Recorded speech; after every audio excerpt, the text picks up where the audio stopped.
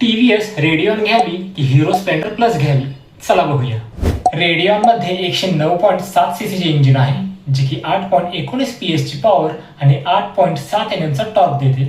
तर Hero Splendor प्लसमध्ये 97.2 सीसीचे engine आहे, जे की 8.2 PS ची पॉवर आणि 8.5 Nm चा टॉर्क देते. रेडियॉनचे इंजिन थोडे जास्त पॉवरफुल आहे. दोन्ही मोटरसायकल तुम्हाला चांगलं मायलेज देतात. रेडियॉनमध्ये 68 ते 73 kmpl पर्यंतचे मायलेज मिळू शकते, तर हिरो स्प्लेंडर प्लस मध्ये 70 ते 73 kmpl पर्यंतचे मायलेज मिळू शकते. रेडियॉनमध्ये USB charger, side stand indicator आणि डिस्क ब्रेक आहे.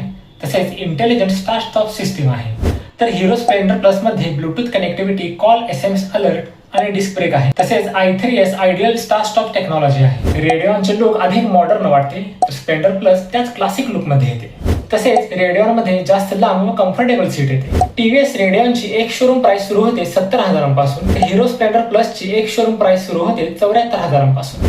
तुम्हाला जर कम्फर्टेबल सीट, चांगले मायलेज, थोडे जास्त टॉर्की इंजिन व तसेच चांगली बिल्ड क्वालिटी हवी असेल तर टीव्हीएस रेडियॉन घेऊ शकता. व तुम्हाला रिलायबल इंजिन, सुपर मायलेज तसेच लो कॉस्ट मेंटेनन्स तसेच जास्त रिसेल व्हॅल्यू हवे असेल तर हिरो स्प्लेंडर प्लस घेऊ शकता. तर तुम्ही कोणती बाईक घ्याल कॉमेंट मध्ये सांगा.